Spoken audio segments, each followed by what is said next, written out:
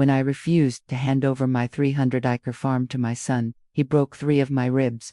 I'm Helen Cartwright, 81 years old, and I've spent 6 decades building something worth fighting for, even if that fight cost me my own child. Let me be clear about something right from the start. I didn't fall down any stairs. That's what I told the emergency room doctor at first, lying through gritted teeth while pain shot through my chest with every breath. But that young physician, Dr. Chen, he had eyes that reminded me of my late husband Robert, the kind that see straight through to the truth. And thank God he did, because what started as the worst day of my life became the moment I saved everything Robert and I built together. You need to understand what this farm means. It's not just land. It's not just money, though it's worth $2.8 million today. This farm is every sunrise Robert and I watched from the porch. It's the soil we enriched, the cattle we raised, the soybeans we planted year after year. We bought it in 1968 with every penny we had, 2 kids in their 20s who didn't know the first thing about farming but were too stubborn to fail. Robert's been gone 9 years now, and I still talk to him sometimes when I'm checking the fences. My son Derek, 54 years old, successful real estate broker, married to a woman who treats farm dirt like it's radioactive. He wanted me to just hand it all over, sign it away so he could sell it to some corporate conglomerate, and stick me in a city apartment where I could be taken care of.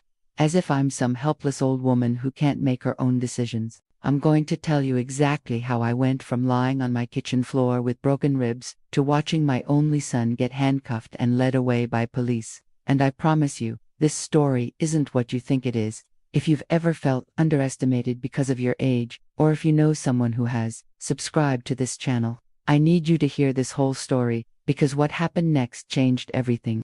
Now, let me take you back to the day it all started falling apart, or maybe the day it all started coming together. The trouble really started 3 months before Derek broke my ribs. I should have seen it coming, but when it's your own child, you make excuses. You tell yourself things you'd never believe about a stranger. Derek had been visiting more often that spring, every weekend instead of his usual once-a-month appearance. At first, I was pleased. After Robert died, the farmhouse felt too quiet sometimes, even with my foreman Jake and his crew around during the day. I thought maybe Derek was finally appreciating family, maybe missing his old man, wanting to spend time with his aging mother. I was a fool. He'd arrive on Saturday mornings with Amanda in tow, her designer boots never quite touching the actual dirt, and he'd walk the property with me, asked questions about yields, about property values in the area, about my plans for the future. I'm 81, not stupid. I knew he was fishing for something, but I figured he was just being a concerned son. Shows you how blind a mother can be. One particular Saturday in April, Derek brought coffee to the porch where I was reviewing the quarterly reports. He sat down in Robert's old chair, the one I still can't bring myself to move, and he started talking about how hard it must be for me to manage everything alone. I told him I wasn't alone. I had Jake, who'd worked this farm for 30 years. I had my accountant, my lawyer, my equipment manager. I had systems Robert and I built over decades. But Derek just smiled, that patient smile, the one that made my stomach turn even though I didn't know why yet. He suggested I was being stubborn, that I should think about simplifying my life. He used words like retirement and relaxation and letting go. He made it sound like I'd be doing myself a favor. Then he brought up Sophie, my granddaughter, my bright, beautiful Sophie, who actually loved this land. She'd spent every summer here since she was 6, learning to ride, helping with the harvest, studying agricultural management at State College specifically so she could take over one day. Derek mentioned, almost casually, that Sophie was too young and inexperienced to handle a property this size, that she had romantic notions about farming but no real business sense. That's when I felt the first crack in my chest, the one that had nothing to do with broken ribs yet, because I realized Derek wasn't visiting out of love or concern. He was campaigning. He was positioning himself, undermining Sophie, softening me up for something. I didn't say anything that day. At my age, you learn that silence is its own kind of power. I just sipped my coffee and watched a hawk circle over the south pasture, and I let Derek talk himself into a hole he didn't even know he was digging. Over the next few weeks, the visits intensified.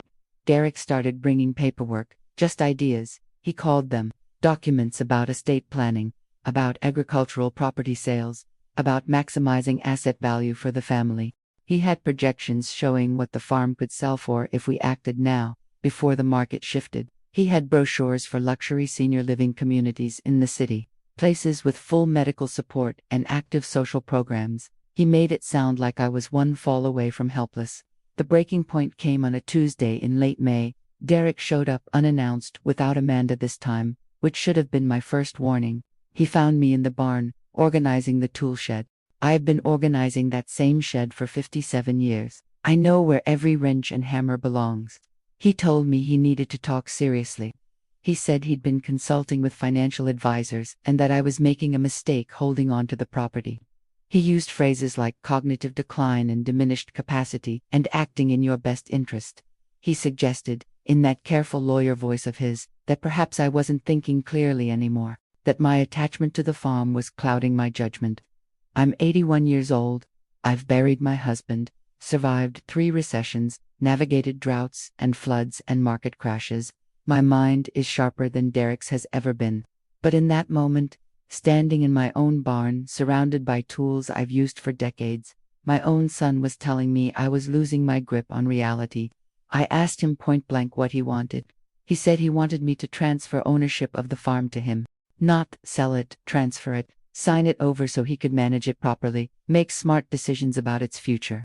He promised I could still live in the house, that I'd be taken care of, that this was about protecting the family legacy. I told him no, just no, simple as that, because I saw through every word. This wasn't about protecting anything, except his own bank account. Derek's face changed then. The mask slipped, just for a second. I saw something in his eyes I'd never seen before, not anger, exactly, something colder, calculation, like he'd expected my refusal and already had a plan for it. He told me I was making a huge mistake, that I was being selfish and irrational, that I was choosing dirt over my own son's financial security. He said Amanda had medical bills from a procedure last year, that the real estate market had crushed them, that they needed this. I stood my ground, told him I was leaving the farm to Sophie in my will, that she was the future of this place, not him, that he'd made his choice to leave farm life decades ago, and I respected that. But he didn't get to come back now and claim what he'd rejected.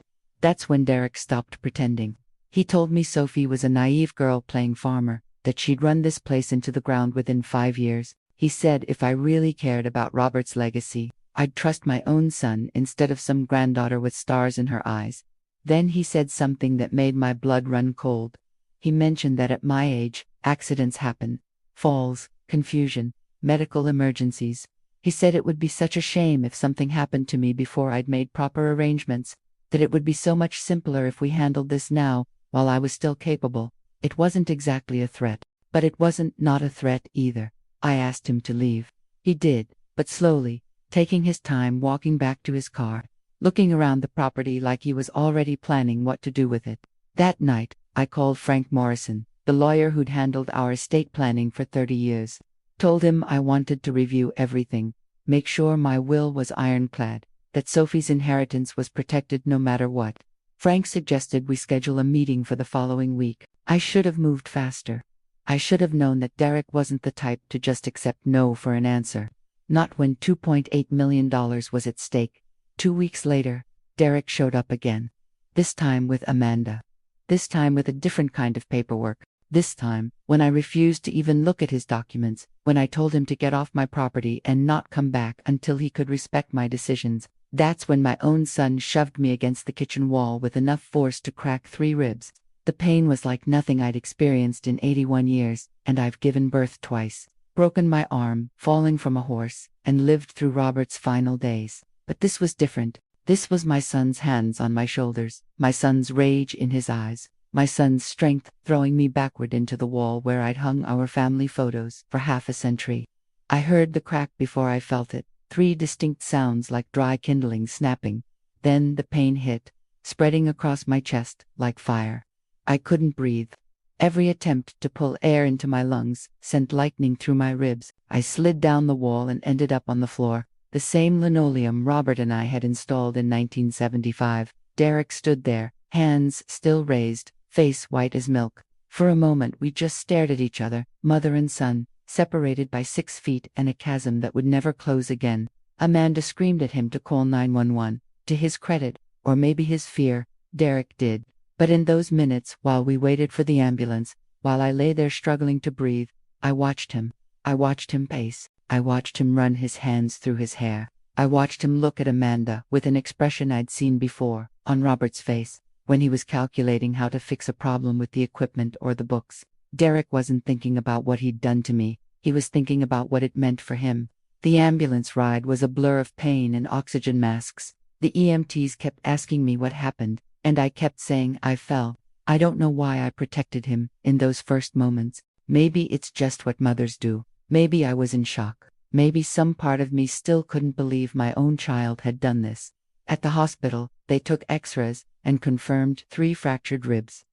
The ER was busy that night. It was a Saturday, and there'd been a car accident on the highway. But eventually, a young doctor came to examine me. His badge said Dr. Marcus Chen, Emergency Medicine. He was thorough in a way that reminded me of Robert when he was checking a sick calf, gentle but precise, not missing anything. He examined the X-rays, then examined my chest wall, pressing carefully around the fractures. His face was calm, professional, but his eyes were sharp. Then he asked me the question that changed everything. He wanted to know if I'd really fallen downstairs. I stuck to my story at first.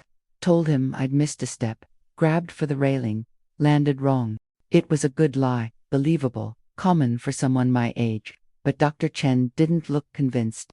He pointed out that the fracture pattern was unusual for a fall, that the breaks were localized in a way more consistent with direct impact trauma, that there were bruises on my shoulders that looked like finger marks. I could have kept lying, should have, probably, but something in his eyes stopped me. Maybe it was exhaustion. Maybe it was the pain medication.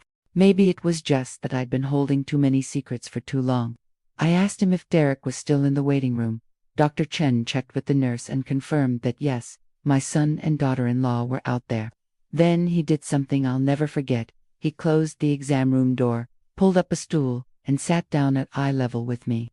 He told me about his own grandmother, how she'd raised him in Taiwan after his parents died, how she'd been a force of nature, running a restaurant until she was 85, how she'd fallen victim to a scam artist who'd convinced her to sign over her property, and by the time Dr. Chen found out, it was too late. She'd died 6 months later in a state-run facility, her restaurant demolished for a parking lot. He said he saw that same look in my eyes that his grandmother had, the look of someone who knew exactly what was happening but didn't think anyone would believe them. So I told him the truth. Not all of it, not yet, but enough. I told him Derek had pushed me, that it was about my farm, that I was afraid of what might happen if I reported it. Dr. Chen nodded slowly. Then he did something that probably broke protocol but saved my life. He called for a hospital social worker who specialized in elder abuse cases.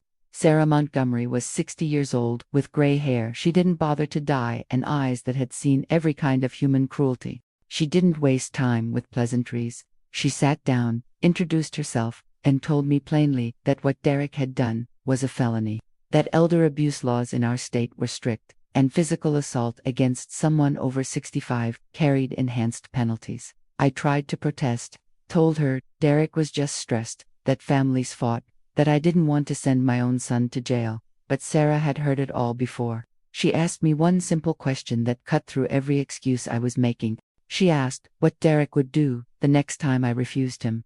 That question sat in my chest heavier than the broken ribs, because I knew the answer. Derek had crossed the line. He'd learned that violence worked, that physical force could bend me to his will, and men who learn that lesson don't unlearn it.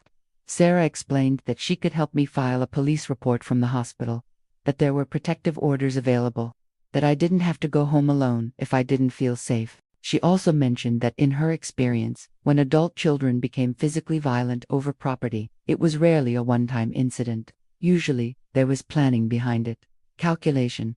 I asked her what she meant. She suggested that someone who assaulted their elderly parent over a property dispute had likely already taken steps to position themselves to inherit or control that property, that I should check my legal documents, my bank accounts, anything Derek might have had access to. That's when everything clicked into place. Derek's frequent visits, his questions about my plans, his comments about my mental capacity. He'd been building a narrative, the confused old woman, the concerned son, the inevitable tragedy when she had an accident and he had to step in to manage things. Sarah helped me contact Frank Morrison, my lawyer, right from the hospital. Frank came that same night, still in his golf clothes. I'd known Frank for 30 years. He and Robert had served on the county agricultural board together. He took one look at me in that hospital bed and his face went hard. I asked Frank to do something for me. I asked him to investigate whether Derek had been in contact with any agricultural companies about selling my farm, to check if there had been any preliminary offers, any conversations, anything that would show Derek had been planning this for longer than just a few angry weeks. Frank made some calls. By Monday morning, while I was still in the hospital recovering, he had answers. Derek had been negotiating with Heartland Agricultural Corporation for 4 months. 4 months. Long before he'd ever asked me to sign over the property, he had a preliminary purchase agreement already drafted, contingent only on his obtaining ownership of the farm. The offer was for $2.8 million, of which Derek would keep $3 million after settling my care costs, which apparently meant a $500,000 budget for sticking me in some facility until I died. My son had planned to sell my life's work, pocket the money, and warehouse me like old equipment he didn't need anymore. But there was more. Frank also discovered that Derek had contacted 2 different doctors in the previous month, geriatric specialists asking about cognitive assessments for elderly parents. He'd been laying groundwork to have me declared mentally incompetent if I didn't cooperate willingly. Every visit, every conversation, every concerned comment about my age and my confusion, it had all been theater. Derek had been building a case to take everything from me, and the assault hadn't been a moment of rage. It had been the backup plan when manipulation failed. I lay in that hospital bed, ribs screaming with every breath, and felt something shift inside me. Not heartbreak. I'd already lost my son somewhere along the way, probably years ago when money became more important than family. What I felt was clarity. Cold, sharp, absolute clarity. Derek had made one critical mistake. He'd assumed that being 81 made me weak, that I'd be easy to push around, easy to intimidate, easy to dispose of.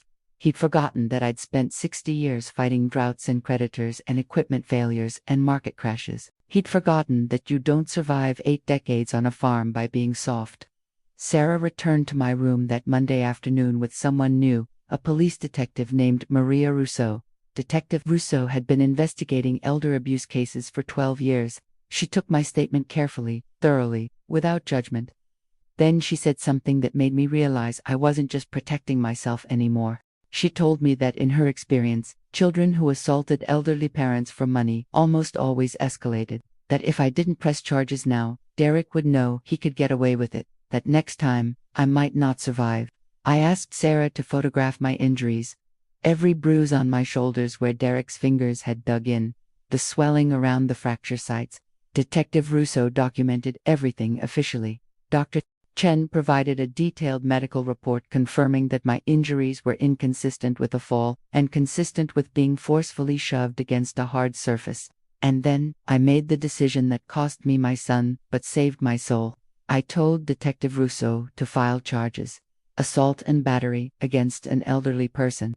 I authorized Frank to investigate Derek's financial dealings fully. And I asked Sarah to help me get a restraining order that would keep Derek away from me and my property. Derek and Amanda were still in the hospital waiting room when the police came to arrest him. I didn't see it happen. I was still in my room. But a nurse told me later that Amanda had started screaming about misunderstandings and accidents, that Derek had gone white and silent. As they led him away in handcuffs, he'd apparently turned back and shouted something about me ruining the family. About me being a selfish old woman who'd die alone with my precious farm. Maybe he was right about dying alone, but I'd rather die alone with my dignity than live under my son's control without it. I spent 5 days in that hospital, and they were the strangest 5 days of my 81 years. My body was healing. Ribs mend slowly at my age, but they do mend. But it was my mind that was working overtime, fitting pieces together like one of those puzzles Robert and I used to do on winter evenings. Sarah Montgomery visited me every day.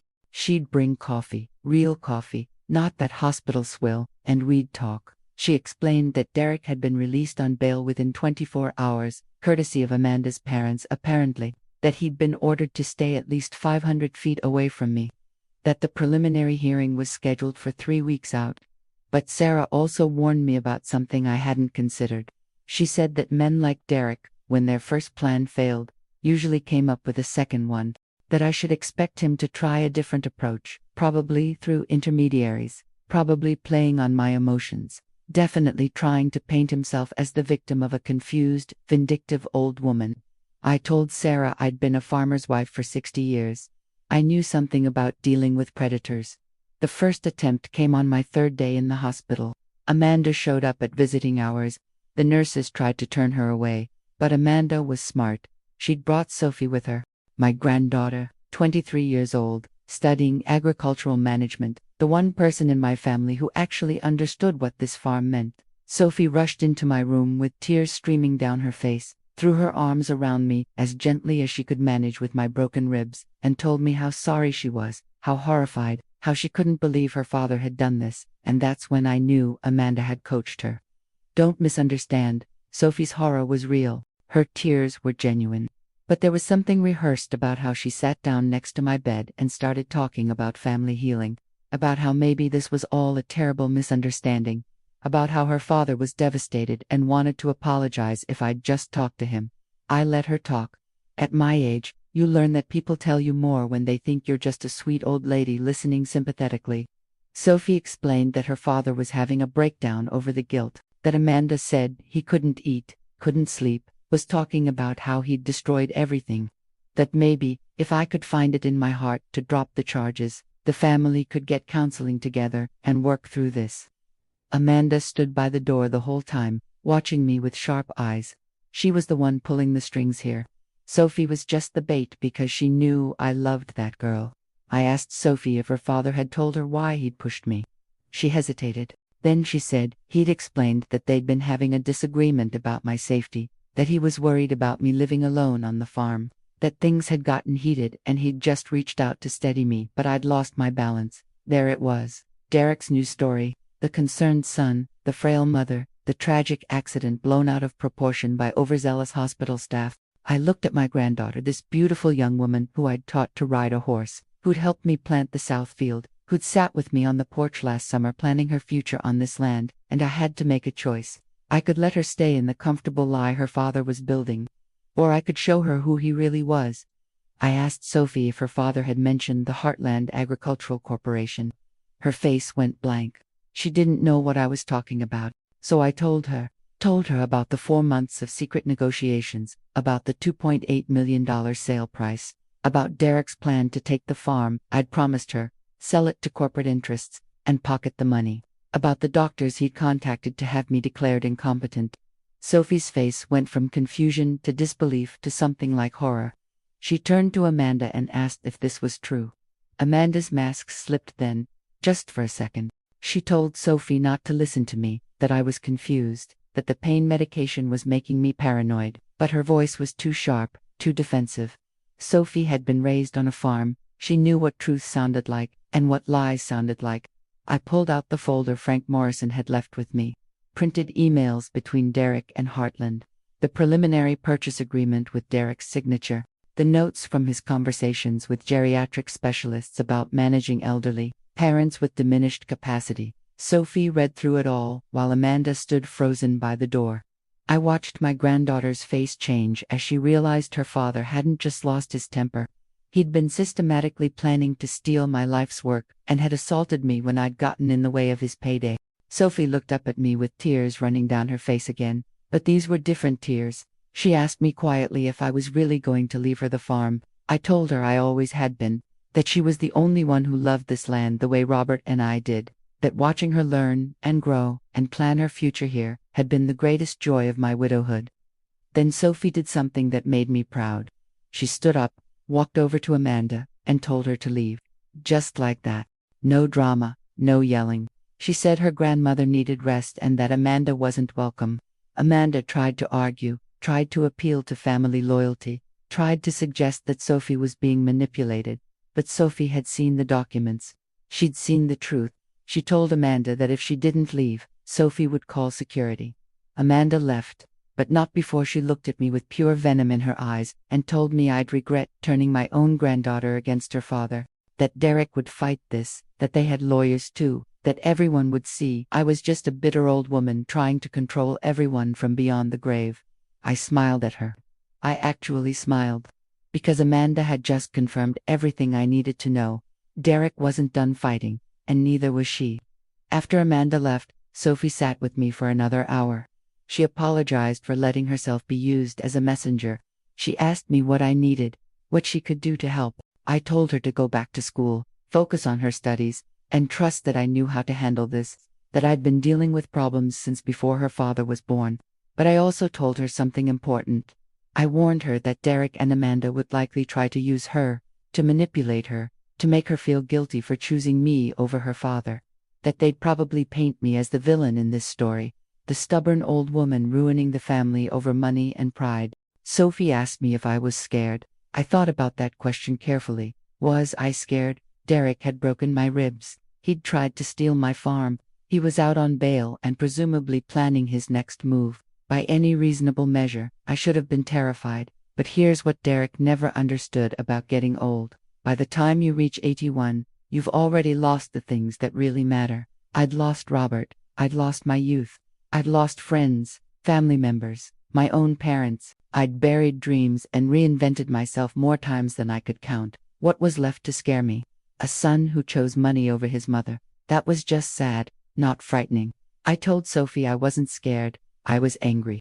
And anger, properly focused, was much more useful than fear. She left eventually, promising to call every day, and she did. That's how I knew what Derek and Amanda were doing in the days following my hospitalization.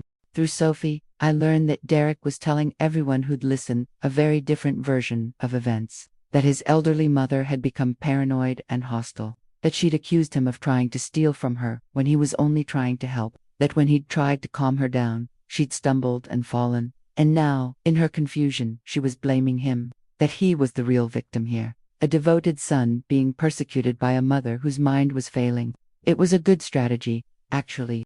People believe what they want to believe, and it's easier to believe that an 81-year-old woman is confused than to believe that a successful middle-aged man would assault his own mother.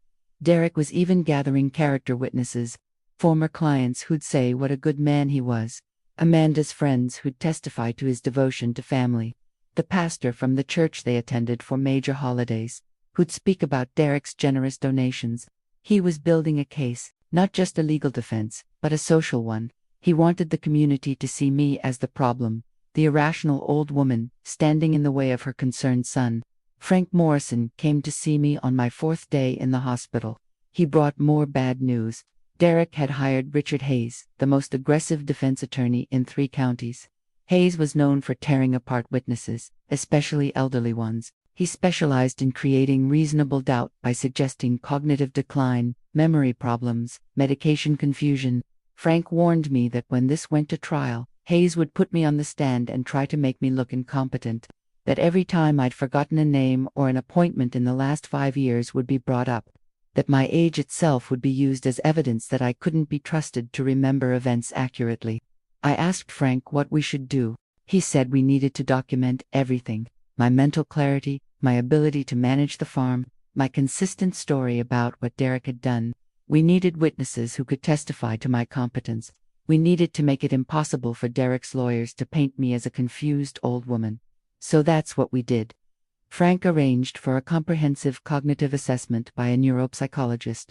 I scored in the 95th percentile for my age group. We gathered testimony from Jake, my foreman, about my daily involvement in farm operations, from my accountant about my clear understanding of the farm's finances, from my doctor about my excellent health for someone my age. But we also did something else, something Derek didn't expect. Frank hired a private investigator named Tom Brennan. Tom had been a state trooper for 25 years before retiring and going private. He specialized in financial investigations, and I asked him to dig into Derek's business dealings, not just the farm sale, but everything. I knew my son. I'd raised him. And I knew that someone willing to assault his own mother for money probably had other secrets worth hiding. People don't just suddenly become corrupt. They get there in steps, one compromise at a time. Tom spent a week digging. What he found was enlightening. Derek's real estate business wasn't just struggling, it was drowning. He hadn't just had a bad year. He'd been declining for 3 years. He'd taken out loans against his house. He had credit card debt approaching 6 figures. Amanda's medical procedure that he'd mentioned, it was cosmetic surgery, not medically necessary, and they'd financed it at 22% interest. But the real discovery was deeper. Tom found evidence that Derek had been inflating property values in some of his listings, that he'd pocketed earnest money from a deal that had fallen through, that there were at least 3 complaints filed with the State Real Estate Commission about his business practices. My son wasn't just greedy, he was desperate, and desperate people are dangerous. I realized then that the assault hadn't been about inheritance or even about the farm's value. It had been about survival. Derek had dug himself into such a deep financial hole that my farm was his only way out. He'd been planning this for months because without it, he'd lose everything: his house, his business, probably his marriage. That understanding changed something for me. I stopped thinking of this as a family dispute. I started thinking of it as exactly what Sarah had called it from the beginning: elder abuse by a predator who happened to be my son. And predators, I knew from 60 years on a farm, don't stop until you make them stop. By the time I was released from the hospital on day 5, I had a plan. Derek thought he was fighting a confused old woman. He had no idea he was fighting someone who'd spent 6 decades solving problems, negotiating deals, and protecting what was hers. He thought my age made me weak. He was about to learn it made me dangerous. Going home from the hospital felt strange. Jake picked me up in his truck, a faithful man who'd worked my land for 30 years and understood without being told that Derek wasn't welcome anymore. We drove past fields I'd walked 1,000 times, past fence lines Robert and I had repaired together, past the old equipment shed where we'd taught Derek to drive a tractor when he was 12. I wondered when exactly I'd lost my son. Was it gradual, or was there a specific moment when money became more important than integrity, when ambition curdled into greed? Maybe I'd been too focused on the farm after Robert died. Maybe I'd missed the signs that Derek was struggling, that he was making choices that would lead him here. But then I remembered those emails Tom had uncovered. From months of planning, the calculated deception. The doctors contacted to assess my competency. And I knew this wasn't about a moment I'd missed. This was about who Derek had chosen to become. The farmhouse felt different when I walked in. Same walls, same furniture, same photographs on the hallway wall. But now I could see the spot in the kitchen where Derek had pushed me. The wall that had cracked my ribs was just drywall and paint.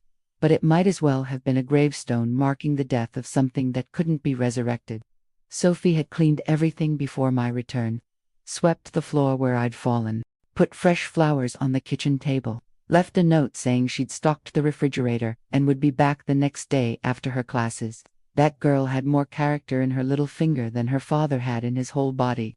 But I couldn't think about that now. I had work to do. Frank Morrison came by that afternoon with a briefcase full of documents. We sat at the dining room table, the same table where we'd had Sunday dinners when Derek was young, where we'd celebrated graduations and birthdays and holidays that felt like they'd happened in someone else's lifetime. Frank laid out the situation plainly. The criminal case was proceeding. Derek's arraignment was in 2 weeks. The prosecutor, a woman named Jennifer Walsh who'd built her career on elder abuse cases, was confident about the charges. The medical evidence was solid. Dr. Chun's report was damning. My documented injuries told a clear story. But Frank warned me that the criminal case was only part of the battle. Derek could still try to challenge my competency in civil court. He could file for guardianship, claiming I wasn't capable of managing my affairs. With the right judge and the right arguments about my age, he might even succeed in getting temporary control of the farm while the case was pending. I asked Frank what we needed to do to prevent that. He said we needed to make my legal situation bulletproof. We needed to create a structure that Derek couldn't challenge, couldn't contest, couldn't manipulate no matter what happened to me. So we spent that afternoon planning. Frank explained trusts and estate structures in a way that made sense to someone who'd spent 60 years managing land and livestock. We talked about irrevocable trusts versus revocable ones, about trustee powers and beneficiary rights, about how to protect assets, not just from Derek but from anyone who might try to challenge my wishes after I was gone. The solution was something called a qualified personal residence trust combined with an agricultural preservation easement. Fancy terms for a simple concept. I would transfer ownership of the farm to a trust that I couldn't revoke or change. Sophie would be the remainder beneficiary, meaning she'd get everything when I died. But in the meantime, I'd retain the right to live on the property and manage operations for the rest of my life. The beauty of it was that once the trust was funded, Derek couldn't touch it. He could claim I was incompetent all he wanted, but it wouldn't matter. The transfer would already be done, and because the trust was irrevocable, even if he somehow got guardianship over me personally, he couldn't access the farm assets. Frank also suggested something else. We could place an agricultural conservation easement on the property, which would legally prevent it from ever being sold to developers or corporate farming operations. It would reduce the farm's market value significantly from $2.8 million to maybe $1.5 million, but it would ensure the land stayed agricultural forever. And more importantly, it would mean Derek's deal with Heartland Agricultural Corporation would be impossible, even if he did somehow gain control. I asked Frank if this was the right thing to do, if maybe I was being vindictive, punishing Derek by devaluing his potential inheritance. Frank looked at me with those tired old lawyer eyes that had seen too much human nature and said something I'll never forget. He told me that the farm was mine to do with as I pleased, that I'd earned it with 60 years of work, that I owed Derek nothing, not money, not property, not explanations, that what I owed was to the land itself, to Robert's memory, and to Sophie, who would actually honor what we'd built. So we did it. Frank drafted the documents right there at my dining room table. We scheduled the trust funding and easement recording for the following week. We prepared a comprehensive medical evaluation to demonstrate my competency at the time of transfer. We made sure every I was dotted and every T was crossed. But that was just the legal defense. I also needed to understand exactly what I was up against. Tom Brennan, the investigator, came by that evening. He brought a thick folder full of financial records, business filings, and documented conversations he'd managed to piece together about Derek's situation. The picture he painted was worse than I'd imagined. Derek wasn't just in debt, he was on the edge of bankruptcy.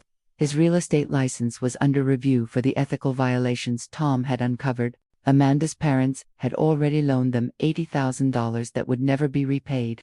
Derek had taken a second mortgage on their house at a rate that suggested no legitimate bank would touch him. But here's what really got my attention. Tom had found evidence that Derek had approached other elderly clients about similar deals in the past year. Both were widowed women in their 70s with property worth selling.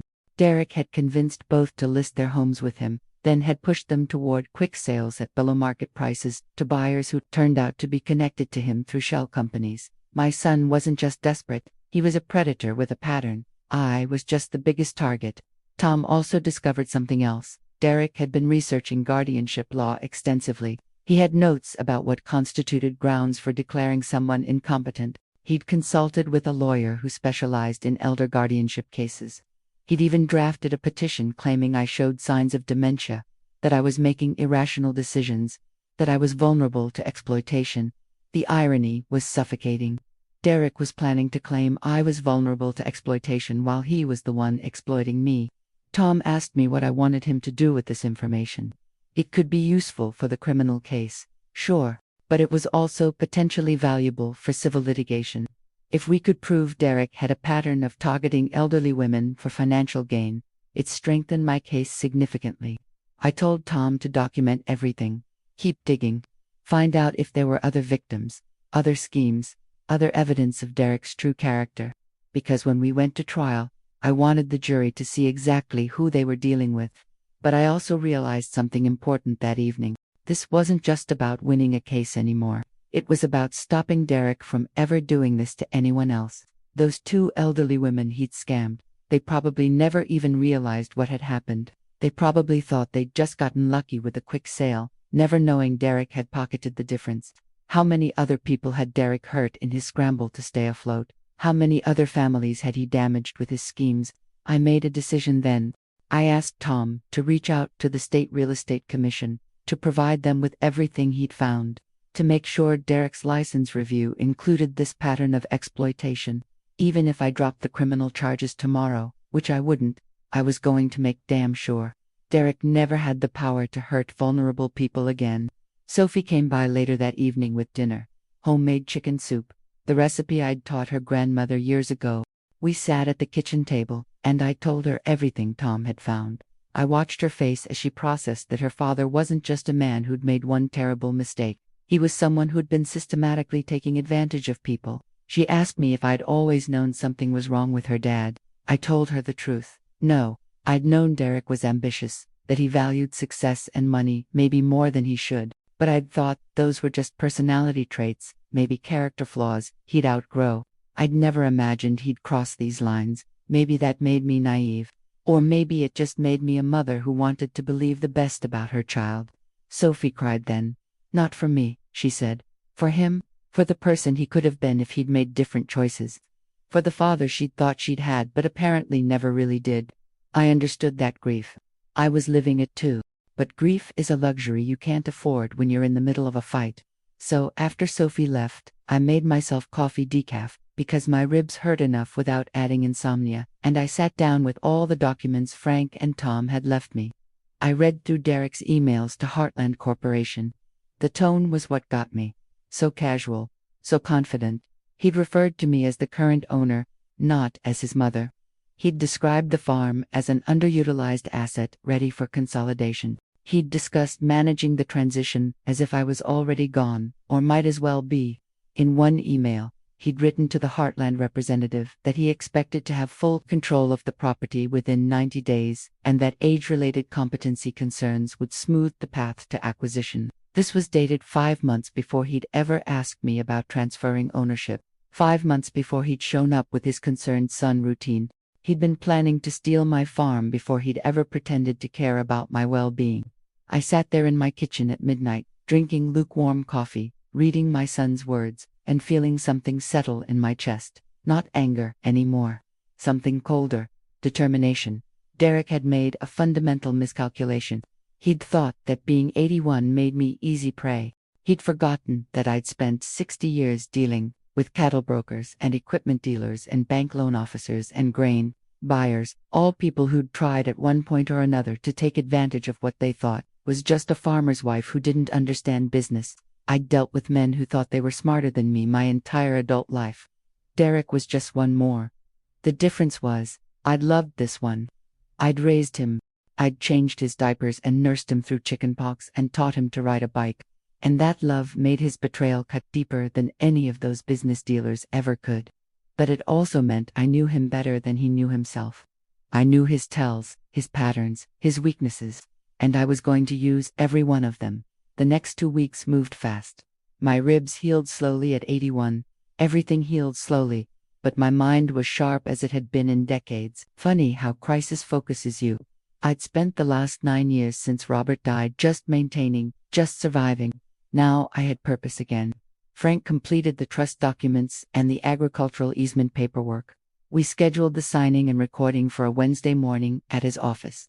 He advised me to bring witnesses who could testify to my mental clarity during the transaction, people who'd known me for years and could speak to my capacity to make informed decisions. I brought Jake, my foreman, who'd worked alongside me for 30 years. I brought Margaret Chen, Dr. Chen's mother, who ran the local farmers market and had done business with me for 2 decades. And I brought Father Michael from St. Mary's, the priest who'd buried Robert and had known our family for 40 years. The signing took an hour. Frank explained every provision, every clause, every consequence. I understood all of it, had understood it the first time he'd explained it, but he was being thorough for the record. The witnesses watched me ask intelligent questions about trustee powers and tax implications and remainder interests. Margaret actually said out loud that I was sharper than most 30-year-olds she dealt with. When I signed the final document, making the transfer irrevocable, I felt something shift. Relief, maybe. Or just the satisfaction of slamming a door that Derek had been trying to pry open. The farm was Sophie's now, legally speaking. I retained lifetime rights to live there and manage operations, but Derek couldn't touch it. Even if he somehow got guardianship over me, even if he convinced a court I was incompetent, the farm was beyond his reach forever. Frank recorded the documents that afternoon. By 5 p.m., it was public record. The 300-acre farm that Derek had been planning to sell for $2.8 million was now worth maybe half that on paper, and legally prevented from ever being sold to corporate agricultural interests. I wondered how long it would take Derek to find out. Not long, as it turned out. Tom Brennan called me that evening. He'd been monitoring Derek's communications legally, through publicly available records, and with the cooperation of Derek's business partner, who was apparently fed up with Derek's deteriorating ethics. Tom had intercepted an email from a paralegal at Heartland Corporation to Derek. Heartland was pulling out of the deal. They'd discovered the agricultural easement filing and realized the property was no longer suitable for their corporate consolidation plans. The email was cold and businesslike, essentially telling Derek that without the ability to develop or resell the land, they had no interest in purchasing it. Derek's $2.8 million lifeline had just evaporated. Tom said there was more. The State Real Estate Commission had accelerated their investigation into Derek's business practices based on the information Tom had provided. They'd interviewed the two elderly women Derek had scammed.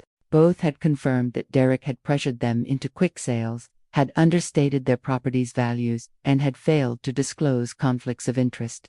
Derek's license was almost certainly going to be suspended, probably revoked. His career was over. I should have felt victorious. Instead, I just felt old and tired. This was my son I'd destroyed. Except no. Derek had destroyed himself. I'd just refused to be destroyed along with him. Sophie came by that night with news of her own. She'd been contacted by Amanda. Her stepmother had wanted to meet for coffee. Just the two of them, woman to woman. Sophie had agreed, curious about what Amanda would say. Apparently, Amanda had a proposition. She'd suggested that Sophie could help heal the family by talking sense into me. That if I dropped the criminal charges and restored Derek's access to the farm, they could all move past this misunderstanding. Amanda had even offered Sophie a cut, $200,000 from the eventual sale of the farm, if Sophie helped convince me to be reasonable. My granddaughter had looked Amanda in the eye and asked if she seriously thought Sophie would betray me for money after watching her father do exactly that. Amanda had changed tactics then, started crying, claimed Derek was having a breakdown, said he'd mentioned suicide, told Sophie that she'd have to live with herself if her father died because she chose her grandmother's farm over her father's life. That's when Sophie had stood up and walked out. I asked Sophie how she felt about Amanda's suicide threat. She said it was emotional manipulation of the cheapest kind, that if Derek was really suicidal, Amanda should get him professional help, not use it as leverage in a property dispute. Sophie had been in therapy herself during college for anxiety. She knew the difference between genuine mental health crisis and strategic emotional blackmail. My granddaughter was smarter than her father would ever be, but Amanda's approach worried me. It meant they were getting desperate. The Heartland deal had fallen through. Derek's real estate career was imploding. The criminal case was proceeding. They were running out of options, and desperate people do unpredictable things. I mentioned this to Tom when he came by the next day with another update. He'd been thorough, I'll give him that. He'd dug up Derek's financial records going back 5 years. The picture was even worse than we'd thought. Derek had been running a Ponzi scheme of sorts with his real estate business, using earnest money from new deals to cover shortfalls in old deals, borrowing from Peter to pay Paul. The whole structure was collapsing, and my farm sale had been meant to inject enough capital to make everyone whole and let Derek walk away clean. Without that money, Derek was facing not just bankruptcy, but potential criminal charges for real estate fraud. The clients who'd lost money were starting to figure it out. Lawyers were being called. Tom estimated Derek was looking at $400,000 in liabilities he couldn't possibly pay. His house would be foreclosed. His business assets would be seized. He might end up serving prison time for the real estate fraud even if he somehow beat the assault charges. I sat with that information for a long time. This was the boy I'd raised, the baby I'd nursed, the child who'd helped Robert and me during harvest season, who'd learned to drive on our old truck, who'd said he wanted to be just like his dad when he grew up. Where had it all gone wrong? I asked Tom if there was any way Derek could still come after the farm. Any legal loophole, any technicality, any way to undo what we'd done. Tom said there was only one scenario. If Derek could prove I'd been coerced or incompetent when I signed the trust documents, he might be able to challenge them. It would be a long shot. We had witnesses, medical evaluations, everything documented. But a desperate man with nothing to lose might try anyway. That's when I realized we needed to go on offense, not just defense. We needed to make sure Derek's options narrowed even further, that his ability to hurt me or anyone else was completely eliminated. I asked Tom to do something for me. I wanted him to reach out to Derek's former clients, the ones who'd lost money. I wanted him to help them organize, to file complaints, to pursue whatever legal remedies they had, not out of vengeance, out of justice. These people deserved restitution, and Derek needed to face consequences for more than just what he'd done to me. Tom agreed, but he warned me. He said that pushing Derek further into a corner could be dangerous, that men who've lost everything sometimes lash out in ways that have nothing to do with legal strategy or rational thought.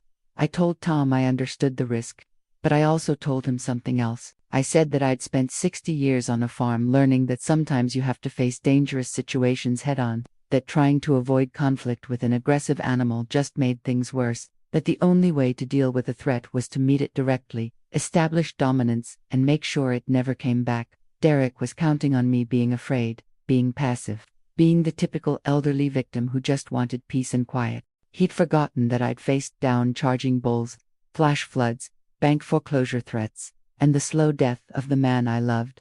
He'd forgotten that fear stops working when you've already survived everything you thought would destroy you. The preliminary hearing for Derek's criminal case was scheduled for Friday. Jennifer Walsh, the prosecutor, called to prep me on Wednesday. She explained what would happen. Derek would appear before a judge. The charges would be formally read. Evidence would be presented to establish probable cause. Jennifer said my testimony would be crucial.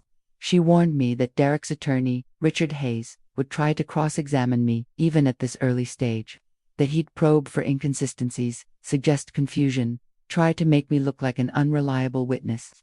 I told Jennifer I wasn't worried. I knew exactly what had happened in my kitchen. I could describe every detail, the color of Derek's shirt, the smell of coffee still in the air, the exact words he'd said before he pushed me. Trauma has a way of burning details into your memory, especially when you're 81 and every moment might be one of your last. But Jennifer said something else that made me pause. She mentioned that Derek's defense would likely center on my age and cognitive capacity, that Hayes would argue I'd misinterpreted a concerned son's attempt to steady me, that my broken ribs were from a fall, not an assault, that my vendetta against Derek was evidence of paranoia or dementia. She asked me if I was prepared to have my mental capacity questioned publicly, if I was ready to be examined, tested, doubted by a defense attorney whose job was to make me look incompetent. I thought about that question, really thought about it. Was I ready to stand in a courtroom and defend not just what happened, but my right to be believed?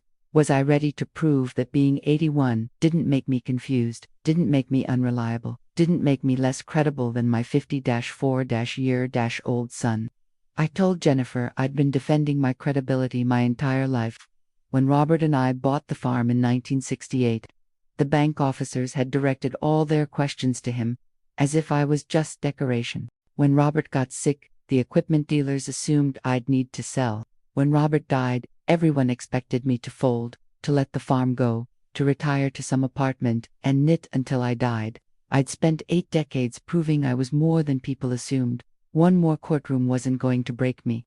Jennifer sounded relieved. She said she'd see me Friday at the courthouse. But she believed me, that the evidence supported me, that we had a strong case. But she also said something that stuck with me. She mentioned that in her 15 years of prosecuting elder abuse cases, the hardest part was always getting the victims to follow through.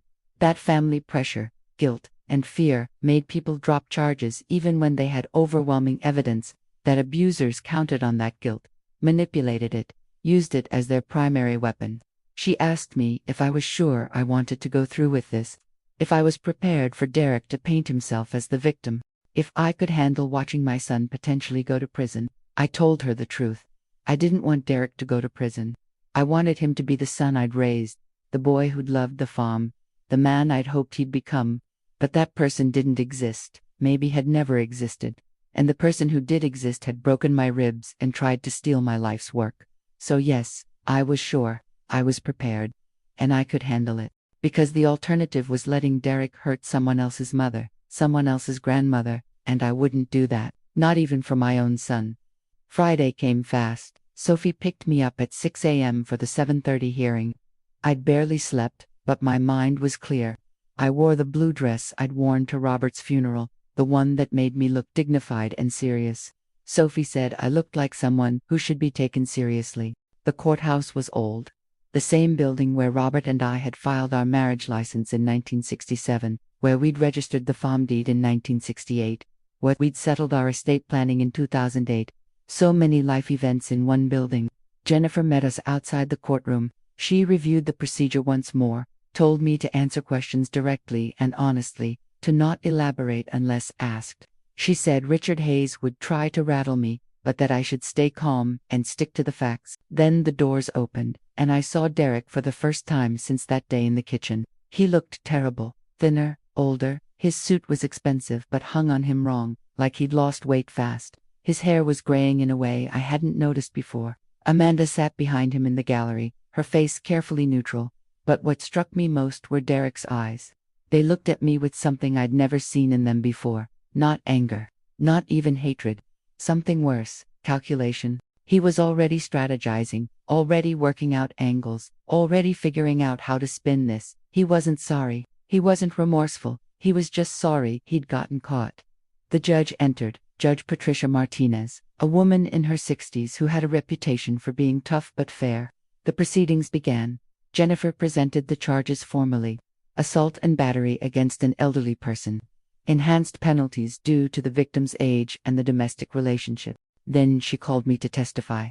I walked to the witness stand slowly. My ribs still ached. Everything ached, really, but I held my head high. I swore to tell the truth, the whole truth, and nothing but the truth. And then I did exactly that. I described the day Derek attacked me. Every detail, every word, every moment. I didn't cry. I didn't dramatize. I just told the story like I was describing a problem with the irrigation system or a sick cow, factually, clearly, completely. Jennifer showed me the medical photographs, the bruises on my shoulders in the shape of Derek's fingers, the x-rays of my fractured ribs, Dr. Chin's report explaining why my injuries were inconsistent with a fall. Then Richard Hayes stood up for cross-examination, and that's when things got interesting. Richard Hayes was everything Tom had warned me about. Mid-50s, expensive suit, the kind of smile that never reached his eyes. He approached the witness stand like a shark circling something wounded. And I suppose that's exactly what he thought I was. He started gentle. Asked me about my age, which I confirmed. Asked me about living alone on the farm, which I clarified. I didn't live alone. I had staff. Asked me about my daily medications. I listed them. Blood pressure medication, a statin for cholesterol, calcium for bone health. Nothing that affected cognitive function. Then Hayes shifted gears. He asked me about the day of the incident. Notice how he called it an incident, not an assault. He wanted me to describe Derek's visit in detail. What time did he arrive? What was he wearing? What exactly did we discuss? I answered every question precisely. Derek had arrived around 2 in the afternoon. He was wearing khaki pants and a blue button-down shirt. We'd discussed his request that I transfer ownership of the farm to him so he could sell it to Heartland Agricultural Corporation. Hayes pounced on that. He asked me if I'd felt threatened during this discussion. If Derek had raised his voice or made any aggressive gestures before the alleged assault. I told him Derek had been frustrated but not threatening, until I refused. Then he'd grabbed my shoulders and shoved me backward into the wall. Hayes asked me if it was possible I'd simply lost my balance. At my age, he suggested, balance issues were common. Perhaps Derek had reached out to steady me, and in my confusion, I'd interpreted it as aggression. I looked him straight in the eye and said, no. I knew the difference between falling and being pushed. I'd felt Derek's hands on my shoulders. I'd felt the force of his shove. I'd heard him say that I was a stubborn old woman who was going to regret making things difficult for him. Hayes raised his eyebrows. He asked me if I was certain Derek had used those exact words, if perhaps I was confusing what he'd said with what I'd felt he meant. I repeated the words verbatim, called them out clearly so everyone in the courtroom could hear. Derek flinched when I said them. Then Hayes changed tactics. He started asking about my relationship with Derek over the years. Had we always gotten along? Had there been conflicts? When Derek had chosen to leave farm life and pursue real estate, had I been supportive or disappointed? I saw where he was going. He wanted to suggest I'd been harboring resentment toward Derek for years, that this assault charge was really about a mother punishing a son who'd chosen a different path. I told Hayes the truth. I'd been proud of Derek for pursuing his own dreams. Robert and I had supported his education. his career choice, his life in the city. We'd never expected him to take over the farm if it wasn't his passion. Hayes asked about my granddaughter Sophie. Wasn't it true that I'd promised the farm to her? Wasn't it possible I'd been planning to cut Derek out of his inheritance entirely? I explained that the farm had always been intended for whoever would preserve it and work it. Sophie wanted that life. Derek didn't. That wasn't punishment, it was practical succession planning. Hayes suggested I was being naive, that Sophie was young and inexperienced, that perhaps Derek's concerns about my judgment were valid, especially given my age and the emotional nature of the decision. That's when I'd had enough. I looked at Judge Martinez and asked if I could address the court directly. She nodded. I said that I'd spent 60 years making decisions about land, livestock, crops, and business, that I'd navigated market crashes, droughts, equipment failures, and my husband's death, that my age meant I had more experience making difficult decisions than most people in this courtroom, including Mr. Hayes. That questioning my judgment based on my age was exactly the kind of discrimination that had allowed Derek to think he could push me around. Judge Martinez's mouth twitched, almost a smile. Hayes looked less pleased. He tried one more angle. He brought up the agricultural easement I'd placed on the property just days after the incident. Wasn't it true that I'd deliberately reduced the farm's value to spite Derek, that I'd acted out of vengeance rather than sound financial planning? I explained that the easement protected the farm from corporate consolidation and ensured it remained agricultural land in perpetuity. That was exactly what Robert and I had always intended. The timing had nothing to do with spite and everything to do with protecting my legacy from someone who'd proven he wanted to destroy it. Hayes had no response to that. He dismissed me from the stand, but I could tell he hadn't gotten what he wanted. He'd tried to make me look confused, vindictive, incompetent. Instead, I'd been clear, consistent, and utterly credible. Jennifer called Dr. Chen next. He testified about my injuries, about his suspicions at the time, about why he'd asked the questions he did.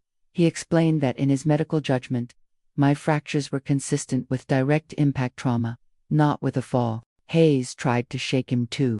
Asked about other possible explanations for my injuries, Dr. Chen calmly listed every alternative scenario and explained why the evidence didn't support any of them. Then Jennifer called Sarah Montgomery, the social worker. Sarah testified about elder abuse patterns, about how family members often used cognitive decline accusations to justify financial exploitation, about how my case fit the profile perfectly: vulnerable elder, valuable asset, desperate adult child. By the time the hearing ended, Judge Martinez had heard enough. She ruled that there was probable cause to believe Derek had committed assault and battery against an elderly person. She set a trial date for 6 weeks out. She maintained Derek's restraining order and bail conditions. Derek's face was stone as they let him out. But Amanda's face in the gallery told a different story. She looked furious, scared, like she'd just watched her last lifeline snap. Outside the courthouse, Jennifer told me I'd done well, that my testimony had been powerful, that Hayes would think twice about putting me on the stand at trial if I was going to be that composed and credible. But she also warned me that the next 6 weeks would be difficult, that Derek would be working every angle to avoid trial, that there might be settlement offers, plea negotiations, pressure from family members. She asked me to stay strong. Sophie hugged me carefully, mindful of my ribs. She said she was proud of me, that watching me testify had been like watching someone who absolutely refused to be diminished by age or circumstance or anyone's low expectations. We drove home in silence. I was exhausted. The adrenaline that had carried me through the hearing was fading, leaving just pain and weariness, but also something else. Satisfaction, maybe. Or just the knowledge that I'd done what needed doing. Tom called that evening with more news. The State Real Estate Commission had formally suspended Derek's license pending their investigation. Several of his former clients had filed complaints. A civil lawsuit was being organized by people who'd lost money in Derek's schemes. Derek's entire world was collapsing, and I'd played a significant role in that collapse. I asked Tom if he thought I was being too harsh, if maybe I should have shown more mercy to my own son. Tom was quiet for a moment.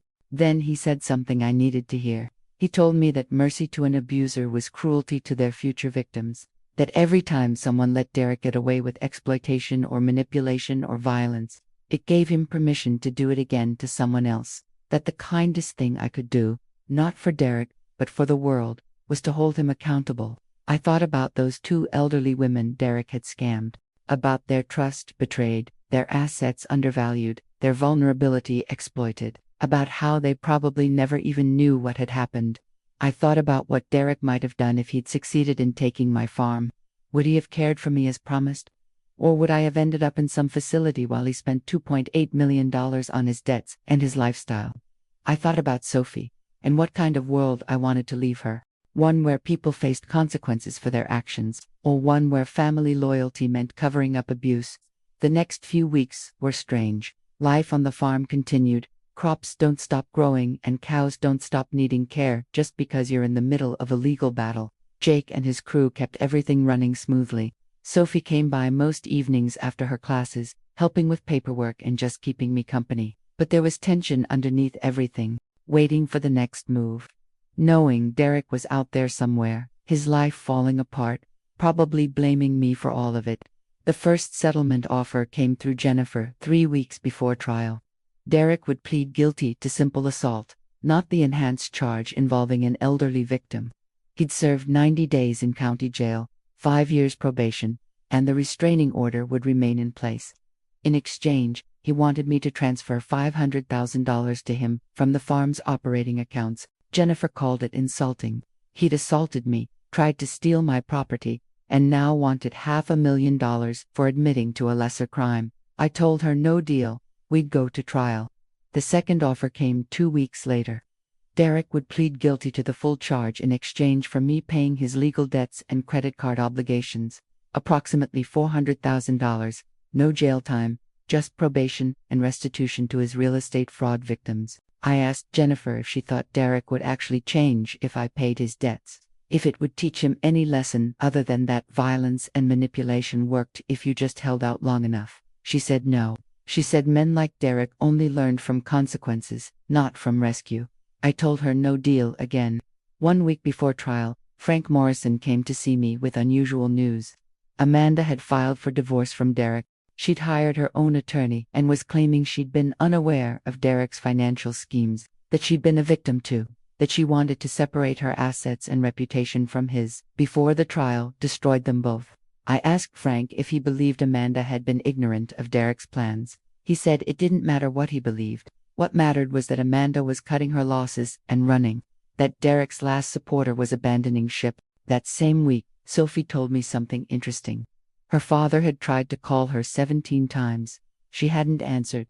He'd left voicemails asking her to talk to me, to convince me to drop the charges, to help him one last time. The last voicemail had been different though. Derek had sounded defeated. He'd said he knew he'd ruined everything, that he was sorry, that he understood if Sophie never wanted to see him again. Sophie asked me if I thought his apology was real. I told her the truth. I didn't know. Maybe Derek was genuinely remorseful. Or maybe he was just sorry he'd lost. Maybe it took losing everything for him to see what he'd done. Or maybe he'd never see it at all, would always believe he'd been the victim of a vindictive old woman and bad luck. What I did know was that Derek's remorse, or lack thereof, didn't change what I needed to do. This trial wasn't about revenge. It wasn't even really about Derek anymore. It was about establishing, publicly and legally, that elder abuse had consequences. That you couldn't assault your aging parent and expect family loyalty to cover it up. That being 81 didn't make me less deserving of justice. 3 days before trial, something unexpected happened.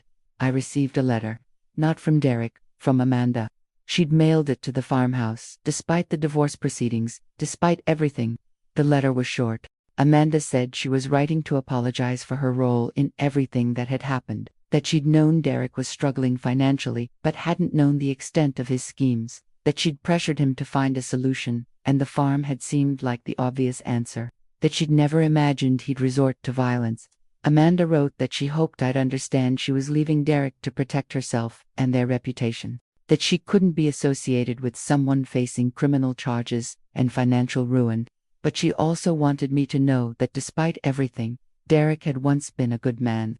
That somewhere under the desperation and poor choices, that man still existed. She ended by asking me to consider mercy, not for Derek's sake, but for my own.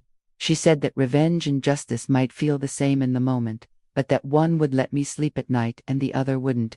I read that letter 3 times. Then I folded it carefully and put it in my desk drawer next to the letters Robert had written me during his final hospital stay. Amanda was wrong about one thing. This wasn't revenge. Revenge would have been taking pleasure in Derek's downfall. Revenge would have been wanting him to suffer. I didn't want Derek to suffer. I just wanted him to stop. To stop hurting people.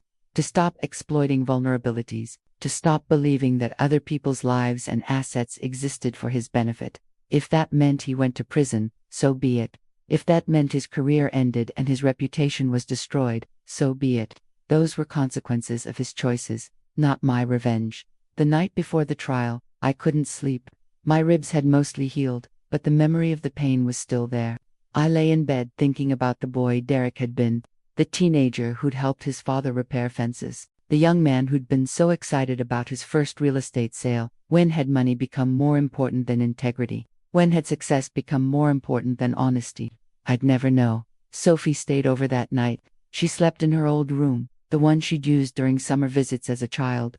Around 2 a.m., I heard her get up and found her in the kitchen making tea. She asked me if I was scared about testifying tomorrow, about facing Derek in a full trial, about what the jury might decide. I told her I wasn't scared. I was sad. Sad that it had come to this. Sad that the little boy I'd raised had become someone I had to protect myself from. Sad that doing the right thing meant losing my son forever.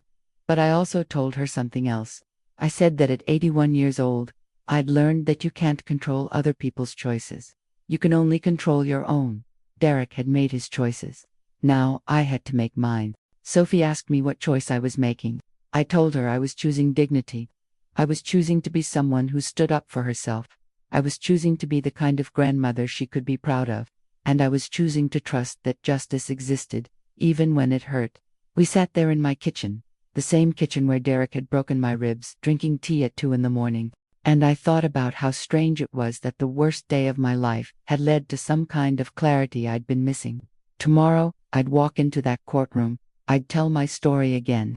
I'd face Derek across the room, and I'd do it with my head high, because I was Helen Cartwright. I was 81 years old. I had survived 8 decades of life's challenges, and I'd be damned if I'd let anyone, not even my own son, make me ashamed of fighting for what was mine. The courthouse was more crowded on trial day than it had been for the preliminary hearing. Word had gotten out about the case: elderly farmer assaulted by her own son over a multi-million-dollar property dispute. The kind of story that drew local media attention and curious onlookers who had nothing better to do on a Tuesday morning. Sophie walked beside me through the crowd, her hand steady on my arm, not because I needed physical support, but because we both needed the reminder that we weren't alone in this. Jennifer Walsh met us at the courtroom doors, looking crisp and professional in a navy suit that said she meant business. She told me the jury had been selected yesterday: 7 women, 5 men, ages ranging from late 20s to early 70s, a retired teacher, a bank manager, a mechanic, a nurse, a few others. Jennifer said she'd been pleased with the selection. Several jurors had elderly parents themselves, which meant they'd understand what was at stake. Inside, the courtroom had that formal gravity that old buildings carry, the same wood paneling that had been there since the 1940s, the same high ceilings, the same sense that important things happened in this space. Derek was already seated at the defense table with Richard Hayes. He looked even worse than he had at the preliminary hearing. His suit hung loose, his face was drawn. When I walked in, he looked up briefly, then away. I couldn't read his expression. Shame, maybe, or just exhaustion. Amanda wasn't there. She'd already filed for divorce and apparently wasn't interested in watching her soon-to-be-ex-husband's (s) trial. Judge Martinez entered and we all stood. The jury filed in, 12 faces that would decide Derek's future. They looked at me with curiosity. An 81-year-old woman in a dignified dress, sitting straight-backed, despite broken ribs that had only recently healed. Jennifer's opening statement was direct and devastating. She told the jury about a son who'd run his business into the ground through fraud and poor decisions, about a desperate man who saw his elderly mother's farm as his salvation, about months of planning to take that farm by any means necessary, about the moment when manipulation failed and violence took over. She told them they'd see medical evidence proving assault, they'd see financial records proving motive, they'd hear testimony proving premeditation. And when it was all over, she said, they'd see that this wasn't a family disagreement gone wrong. It was elder abuse, plain and simple. Richard Hayes's opening was more subtle. He painted Derek as a concerned son, dealing with an aging mother's declining judgment. He suggested that Derek had been trying to protect me from making poor decisions, that the farm was too much for someone my age to manage, that Derek's attempts to help had been misinterpreted by hospital staff who saw abuse where there was only family conflict. Hayes told the jury they'd hear evidence that I'd deliberately sabotaged the farm's value after Derek's arrest, placing easements and creating trusts that prevented any rational business decision, that my actions showed emotional instability and vindictiveness, not the clear thinking of someone who'd been victimized. He was good, I had to admit. He made Derek sound like a martyr and me sound like a stubborn old woman with a grudge. Then the testimony began. Jennifer called Dr. Marcus Chen first. He described treating me in the emergency room, the suspicious nature of my injuries, the bruising pattern that indicated someone had grabbed my shoulders forcefully. Hayes tried to poke holes in his testimony, suggesting other possible explanations, but Dr. Chen was unshakable. He'd seen enough injuries to know assault when he saw it. Sarah Montgomery testified next about elder abuse patterns, about how my case fit every indicator, about how abusers often used their victim's age against them, claiming confusion or incompetence when the victim tried to seek help. Hayes tried to dismiss her as a biased advocate, but her experience and credentials were too solid. Then Jennifer called Jake, my foreman.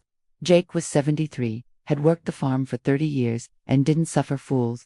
He testified that I was sharp as a tack, that I managed the farm better than most people half my age, that he'd never seen any sign of confusion or declining mental capacity. He described Derek's visits in the months before the assault, how Derek had been asking pointed questions about property values and my plans for the future. Hayes tried to suggest Jake was just a loyal employee saying what I wanted him to say. Jake looked at him like he was something stuck to a boot and said he didn't lie for anyone, not even someone who signed his paychecks. The jury smiled at that. Then Jennifer called Tom Brennan, the investigator.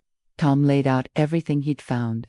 The 4 months of negotiations with Heartland Corporation, the preliminary purchase agreement, the consultations with doctors about having me declared incompetent, the pattern of elder financial exploitation in Derek's other real estate dealings. This was the testimony that changed the room's energy. The jury had been attentive before, but now they were leaning forward. Several were taking notes. They were seeing not just an assault, but a calculated plan to defraud an elderly woman who happened to be the defendant's own mother. Hayes objected repeatedly, claiming this evidence was prejudicial and irrelevant to the assault charge. Judge Martinez overruled him every time. She said motive was absolutely relevant, and Derek's financial desperation and planning established that motive clearly. When Jennifer called me to testify, my heart was pounding but my mind was clear. I walked to the witness stand slowly. My ribs still ached if I moved too quickly, and I placed my hand on the Bible and swore to tell the truth. Jennifer took me through the story chronologically. My life on the farm, Robert's death, managing the property alone, Derek's increasing visits and questions, the day he'd asked me to transfer ownership, my refusal, and then the assault. I described how Derek's hands had felt on my shoulders, the force of the shove, the crack of my ribs against the wall, the look in his eyes afterward, not remorse, but calculation. How he'd called 911 not out of concern but out of fear of consequences. Jennifer showed the jury photographs of my bruises, my x-rays, Dr. Chen's report. The jury looked at those images, then at me, then at Derek. I watched their faces harden. Then Hayes stood up for cross-examination, and I braced myself. He started by asking about my medications again, trying to suggest they might affect my memory or perception. I listed them calmly and explained that none had cognitive side effects. My doctor had confirmed this in writing.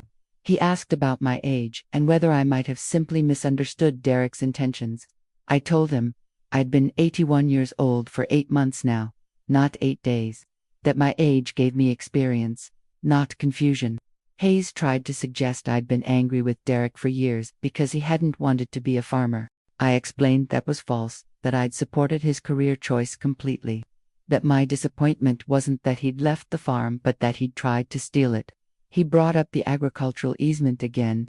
Wasn't it true I'd placed it on the property specifically to prevent Derek from benefiting? I explained that I'd placed it to prevent anyone from selling the farm to corporate interests, which was exactly what Derek had been planning to do, that protecting agricultural land from consolidation was sound conservation policy, not spite. Hayes asked about Sophie. Wasn't I choosing a young, inexperienced granddaughter over my own son out of favoritism? I looked at him steadily and said, I was choosing someone who loved the land over someone who wanted to liquidate it. That was wisdom, not favoritism. Then Hayes made a mistake. He asked me if I regretted filing charges against my own son, if I'd considered the impact this trial would have on the family, if maybe I was being unnecessarily harsh given that Derek had apologized. I paused, looked at the jury, then I said something I'd been holding back. I told them that Derek had never apologized to me, not once, not in the hospital, not in any letter or message, not through any intermediary. The only person Derek had apologized to was Sophie, and that apology had been wrapped in a request for her to convince me to drop the charges. It hadn't been remorse, it had been strategy. I said that yes, I regretted that it had come to this, that I'd spent 8 months wondering where I'd failed as a mother to raise a son who could do what Derek had done, but that my regret didn't change what had happened, that Derek had made his choices, and now I was making mine. I said that someone had to stand up and say that elder abuse was wrong even when the abuser was family, especially when the abuser was family. Because, if we excused violence and exploitation just because it happened within families, we were telling every vulnerable elderly person in this country that their safety mattered less than keeping up appearances. The courtroom was completely silent when I finished. Even Hayes seemed at a loss for his next question. He dismissed me after a few more half-hearted attempts to poke holes in my story. As I walked back to my seat, I looked at Derek, really looked at him for the first time since the trial started. He was crying, silent tears running down his face. And for just a moment, I saw the little boy he'd been. The child who'd skinned his knee and come running to me for comfort. The teenager who'd been so proud when he'd gotten his driver's license. The young man who'd hugged me tight at his college graduation. That person was in there somewhere. But he was buried under decades of choices that had led him here. Jennifer called a few more witnesses. Frank Morrison testified about the trust documents and how mentally competent I'd been when signing them. Margaret Chen from the farmer's market testified that she'd done business with me for 20 years and I'd never shown any signs of confusion. Father Michael testified that I was sharp as a tack and that Derek hadn't attended church in 15 years, for whatever that was worth. Then Jennifer rested her case. Hayes called Derek to testify in his own defense. It was a risky move, putting a defendant on the stand always is, but Hayes probably felt he had no choice. The evidence against Derek was overwhelming. His only hope was to humanize him, to make the jury see a struggling son rather than an elder abuser. Derek took the stand and told his version of events. He claimed he'd been worried about me living alone, that he'd seen me getting more forgetful, more confused, that he'd consulted doctors not to have me declared incompetent, but to understand how to help me. That his conversations with Heartland were exploratory only, trying to understand my options. He said that the day of the incident, we'd been arguing about my safety, that I'd gotten agitated and lost my balance, that he'd reached out to steady me and I'd misinterpreted it as aggression, that in my confusion, I'd blamed him for an accident.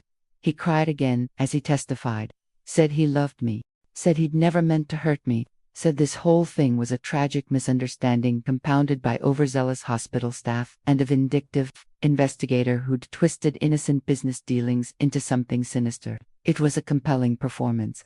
If I hadn't known the truth, if I hadn't seen those emails, hadn't felt his hands shoving me, hadn't heard the cold calculation in his voice, I might have believed him. Jennifer's cross-examination was surgical. She walked Derek through the timeline of his contacts with Heartland, made him admit he'd been negotiating for 4 months before asking me to transfer ownership, made him explain why he'd needed to sell the farm if he was just exploring options, made him account for every lie, every manipulation, every calculated step. She asked him about the other elderly clients Tom had uncovered, the women Derek had pressured into undervalued sales. Derek claimed those were just business transactions, that he'd done nothing wrong. Jennifer introduced documents showing he'd undervalued properties by 15 to 20% and pocketed the difference through shell companies. She asked Derek about his debts, about his failing business, about how much money he'd needed and how conveniently my farm would have provided it. Derek had no good answers. Finally, Jennifer asked him one simple question. She asked him why, if he loved me so much, he'd never once apologized directly to me for what happened. Derek stammered, said he'd been advised by his attorney not to contact me because of the restraining order. Jennifer pointed out that letters could have been sent through legal channels, that messages could have been passed through Sophie, that, if Derek was truly remorseful, he'd have found a way. Derek had no response. He just sat there, exposed and defeated. Hayes called a few character witnesses, people who testified that Derek was a good man, a devoted husband, a respected businessman, but Jennifer dismantled each one by asking if they'd known about Derek's debts, his failing business, his schemes with elderly clients. None of them had. They'd known the mask Derek wore, not the man behind it. Then both sides rested. Judge Martinez gave the jury their instructions. Jennifer and Hayes gave their closing arguments. Jennifer's was powerful. She told the jury that this case was about more than one assault. It was about a pattern of exploitation. It was about a man who saw his elderly mother not as a person but as an asset to be liquidated. She told them that Derek had shown no genuine remorse, only regret at being caught. She asked them to hold him accountable not just for me, but for every elderly person who'd been betrayed by someone they trusted. Hayes tried to salvage what he could. He focused on reasonable doubt, on the possibility that this really had been an accident, on Derek's financial stress and mental state. He painted Derek as a man who'd made mistakes but didn't deserve to have his life destroyed over a family dispute. But I could see in the jury's faces that Hayes had lost. They'd seen the evidence. They'd heard Derek's lies unravel under cross-examination. They'd looked at the photographs of an 81-year-old woman's bruises and connected them to the 4 months of calculating exploitation that had led to that moment. The jury deliberated for 3 hours. That's actually a long time. Jennifer had thought it might be faster, but when they came back, their faces were resolute. The 4 persons stood. Judge Martinez asked if they'd reached a verdict. They had, on the charge of assault and battery against an elderly person guilty. Derek's face crumpled. Hayes put a hand on his shoulder. Jennifer squeezed my hand. Judge Martinez thanked the jury and dismissed them. She set sentencing for 2 weeks out. Derek was taken into custody immediately. His bail was revoked upon conviction. As the bailiff led him away, Derek looked back at me one last time. I don't know what he was looking for in my face. Forgiveness, maybe, or regret. What he saw was someone who'd done what needed to be done and could live with it. Outside the courthouse, reporters wanted statements. Jennifer handled most of it, but one reporter asked me directly if I felt justice had been served. I thought about that question. Justice felt like to clean a word for what had happened. My son was going to prison. My family was destroyed. No verdict could give me back what Derek had taken. But I told the reporter, yes, because someone had listened when I told the truth. Because evidence had mattered more than age-based prejudice. Because a jury of 12 strangers had looked at my broken ribs and said this was wrong, this was abuse, this had consequences. That was as close to justice as we get in this life. 2 weeks after the verdict, I stood in that same courthouse for Derek's sentencing. The room felt different this time, quieter, heavier, like the building itself knew this was the final chapter of something that should never have been written. Judge Martinez reviewed the case thoroughly before announcing her decision. She spoke about the sacred trust between parent and child, about how Derek had violated that trust in the most fundamental way. She mentioned the premeditation, the financial exploitation pattern, the complete absence of genuine remorse. Derek received 18 months in state prison, followed by 5 years of supervised probation. The restraining order was made permanent. He was ordered to pay restitution to his other victims, the elderly clients he'd defrauded.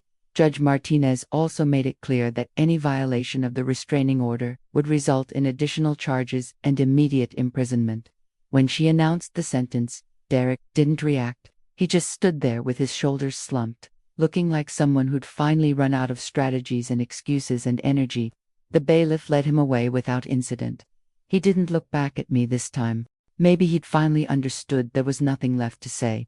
Amanda wasn't there for the sentencing either. Her divorce had been finalized the week before. She'd moved back to her parents' home in another state.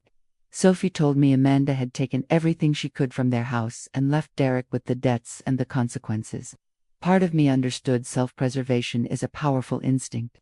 But part of me wondered how you could abandon someone that completely, even if they deserved it. The media coverage lasted about a week. Local news ran stories about elder abuse and warning signs families should watch for. My name was mentioned, my age, the farm. For a brief moment, I became a symbol of something, elderly defiance, maybe, or the importance of protecting vulnerable populations. Then the news cycle moved on to other stories, other tragedies, and life returned to normal. Except nothing was normal anymore. Sophie graduated that spring with her degree in agricultural management. Top of her class, she moved into the farmhouse with me officially, not because I needed her help, though I did, but because she wanted to be there. She wanted to learn everything I could teach her before it was too late. We both knew I had good years left, but at 81, you stop taking time for granted. We worked the land together. I taught her the things you can't learn in college: how to read the weather by the color of the sky, how to know when soil is ready for planting just by the feel of it, which fence posts need replacing before they fail, how to negotiate with buyers who think they can lowball you because you're a woman, or old, or both. She was a fast learner. Reminded me of Robert in that way, the ability to absorb information and apply it practically. I watched her confidence grow as she made decisions about crop rotation and equipment purchases. The farm that had been mine and Robert's was becoming hers, and it felt right. Jake retired that fall at 74. He'd earned it, God knows. His son took over as foreman, a good man who'd grown up on the land and understood it. The transition was smooth. The farm kept producing, kept thriving, kept being exactly what it had always been meant to be. The trust structure Frank had created worked perfectly. Sophie and I co-managed everything, but legally the farm was protected from any future challenges. Derek couldn't touch it from prison. When he was released, the permanent restraining order would keep him away physically. And when I died, which would happen eventually, no matter how stubborn I was, Sophie would inherit without complication or contest. I updated my will anyway, left specific items to people who mattered: my mother's engagement ring to Sophie, my collection of Robert's letters to the County Historical Society, a donation to the domestic violence shelter that helped fund elder abuse prevention programs. Nothing for Derek. That decision still hurt, but it was the right one. Derek sent a letter from prison about 6 months into his sentence. It arrived at Frank Morrison's office, forwarded per the restraining order requirements. Frank called to ask if I wanted to read it or if he should just destroy it. I told him to read it to me over the phone. I needed to know if Derek had finally understood what he'd done, if prison had given him the clarity that losing everything else hadn't. Frank read it slowly. Derek's letter was different from what I'd expected. He didn't ask for forgiveness, didn't make excuses, didn't try to explain away his actions. He just acknowledged them. He wrote that he'd spent 6 months thinking about how he'd become someone who could assault his own mother for money, that he'd traced the steps backward the first time he'd inflated a property value, the first time he'd kept money that wasn't his, the first time he'd lied to a client, small compromises that had built into something monstrous. Derek said he understood now that I'd had no choice but to press charges, that if I'd let him get away with it, he would have hurt someone else, probably multiple someone else's. That going to prison was the only thing that could have stopped the person he'd become. He said he didn't expect me to forgive him, that he wasn't even asking me to. He just wanted me to know that he finally saw what he'd done clearly, without the justifications and rationalizations that had allowed him to do it in the first place. The letter ended with something that broke my heart and healed it at the same time. Derek wrote that he hoped someday he could be someone I'd have been proud of. Not to earn back my love or trust. He understood those were gone, but just to prove that the boy I'd raised wasn't completely dead, that somewhere under all the terrible choices, there was still someone worth saving. I cried when Frank finished reading. Sophie held my hand and asked if I wanted to respond. I thought about it for a long time. Days, actually. What do you say to a son who's in prison because of you? A son who finally seems to understand what he did wrong, but only after he'd destroyed everything. In the end, I wrote back. 1 page, handwritten. I told Derek that I believed people could change, but that change required more than just words or epiphanies. It required years of different choices, of rebuilt trust, of demonstrating through action that you'd become someone new. I told him I hoped he found that person, that I hoped prison gave him the tools and time to rebuild himself into someone who valued integrity over success, people over profit, truth over convenience. But I also told him that even if he did all that, our relationship would never be what it was, that some broken things can't be fixed, only transformed into something different, that maybe, years from now, we could have some kind of connection, not mother and son the way we'd been, but to people who'd survived something terrible and found their way to mutual respect. I ended by telling him that I'd left the farm to Sophie because she'd earned it, not because I wanted to punish him. That legacy wasn't about biology or obligation. It was about who would honor what had been built. And that was a lesson I hoped he'd finally learned. Frank mailed the letter. Derek never responded, and I didn't expect him to. But knowing I'd said what needed saying brought me peace. The seasons changed. Winter came, then spring, then summer. The farm cycled through its annual rhythms like it had for 60 years. Sophie and I developed our own rhythms too. Morning coffee on the porch, evening walks through the Southfield, Sunday dinners where we'd plan the week ahead. Dr. Marcus Chen became a friend. He'd stop by every few months, sometimes bringing his mother who'd bond with me over farming stories and immigrant experiences and the challenges of making stubborn children understand common sense.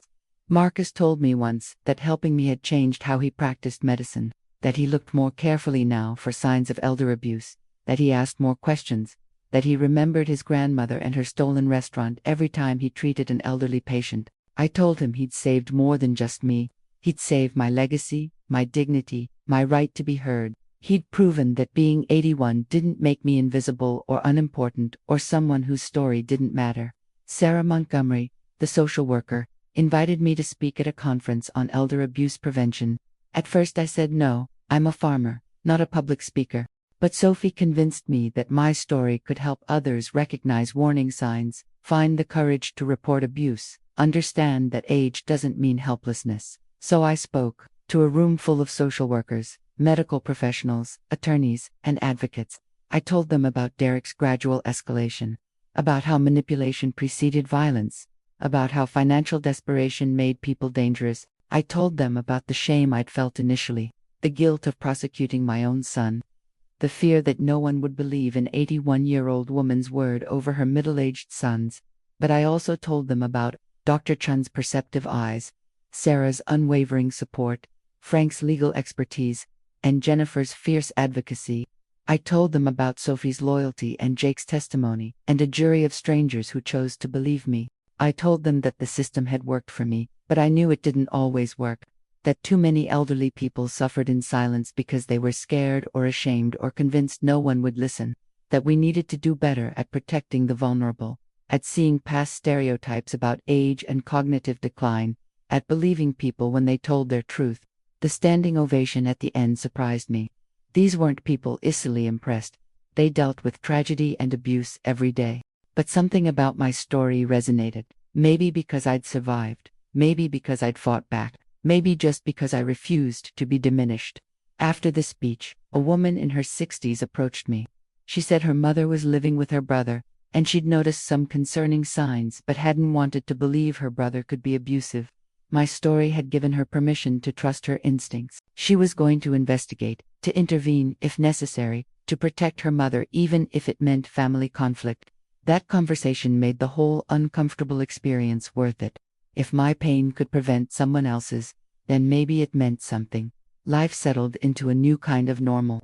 The farm prospered under Sophie's fresh ideas combined with my decades of experience. We implemented sustainable practices she'd learned in school. We diversified our crops. We built partnerships with local restaurants and farmers markets. The farm that Robert and I had built became something new while remaining true to its roots. I turned 82 that November. Sophie threw a small party. Just close friends, farm workers, and a few neighbors who'd supported me through everything. No family except her. The absence of Derek sat in the room like a ghost, but we didn't pretend it wasn't there. We just acknowledged that some losses are necessary, some relationships can't be salvaged, and life goes on anyway. Frank Morrison gave a toast that made me cry. He said I'd shown everyone what courage looked like in old age, that I'd proven that the final chapters of life could be about strength, not decline. that I'd protected not just myself but a principle that every person, regardless of age, deserves safety and dignity and justice. Tom Brennan, the investigator, told me later that Derek's case had inspired changes in state law, enhanced penalties for elder financial exploitation, mandatory reporting requirements for certain professionals, better protections for seniors who reported abuse. My private hell had become public policy that would protect other people's mothers and grandmothers. That felt like redemption of a sort. Not for Derek, he'd have to find his own redemption. But for me, for the choice I'd made to fight back instead of staying silent, for refusing to let age be used as a weapon against me.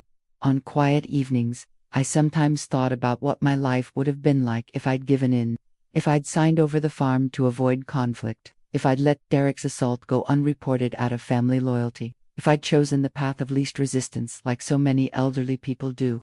I'd probably be in some sterile apartment right now, Derek having sold the farm for $2.8 million and given me enough money to survive comfortably while he pocketed the rest. I'd be visiting Sophie instead of working alongside her. I'd be watching my life's work get consolidated into corporate holdings, the land Robert and I loved becoming just another number on a spreadsheet.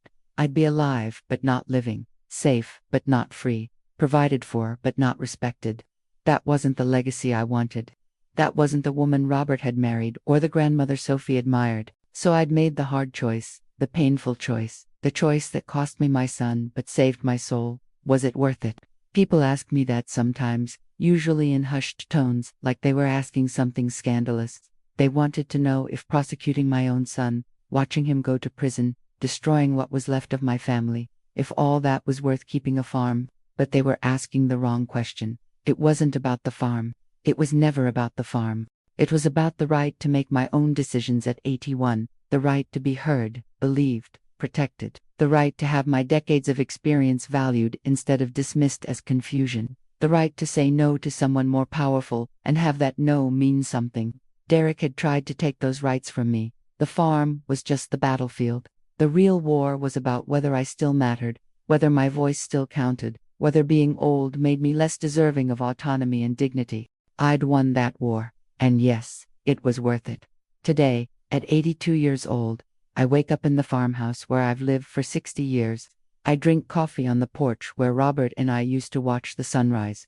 I walk land that bears the marks of decades of our labor. I work alongside a granddaughter who'll carry this legacy forward long after I'm gone. I'm not naive. I know Sophie will face her own challenges. She'll deal with climate change impacts that Robert and I never imagined. She navigate agricultural policies and market forces and probably her own family complications someday. But she'd do it as the rightful owner of this land, not as someone trying to pick up pieces after a predator scattered them. And when I die, which I will, eventually, despite my stubbornness, I'll die knowing I protected what mattered, not just the farm, but the principle that elderly people deserve respect, that family relationships don't excuse abuse, that age brings wisdom and strength, not just vulnerability. Derek will get out of prison eventually. 18 months isn't that long. He'll finish his sentence, serve his probation, maybe rebuild some kind of life. I hope he does. I hope prison changed him like his letter suggested it might. I hope he becomes someone who values people over profit, integrity over success. But whether he does or not isn't my responsibility anymore. I raised him the best I could. The choices he made after that were his own. And the choices I made in response to report him, to prosecute him, to protect myself and others, those were mine. I can live with my choices. I sleep well at night. My ribs healed. My farm prospered. My granddaughter inherited not just land but a lesson about standing up for yourself, even when it costs everything. If you're watching this from wherever you are, maybe you're young and think this could never happen to you. Or maybe you're older and know exactly how vulnerable age can make you feel. I want you to understand something. Your life doesn't become less valuable because you get older. Your voice doesn't matter less. Your safety and dignity aren't negotiable. If someone tries to take from you what you've spent a lifetime building, whether it's property or autonomy or just basic respect, you have the right to fight back. You have the right to be heard. You have the right to say no, even to family, especially to family. Don't let anyone use your age against you. Don't let anyone dismiss your concerns as confusion or paranoia or the inevitable decline of old age. You know your own mind. Trust it, protect it.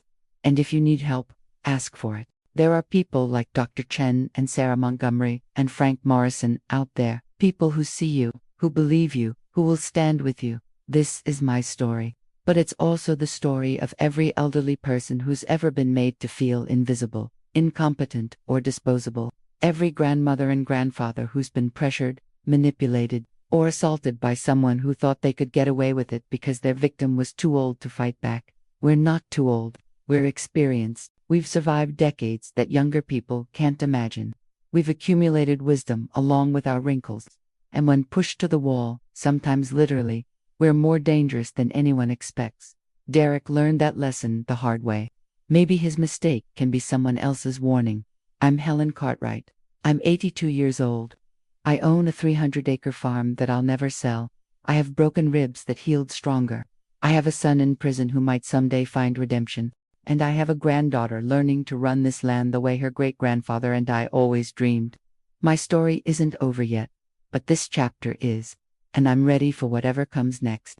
If this story moved you or made you think differently about aging and dignity and standing up for yourself, I'd love to hear from you. Drop your city in the comments below so I know where this message is reaching. And please, subscribe to this channel. Every grandmother, every grandfather, every person who's lived long enough to earn respect, we all have stories that need to be told. Stories of strength, survival, and refusing to be diminished. Let's keep telling them together.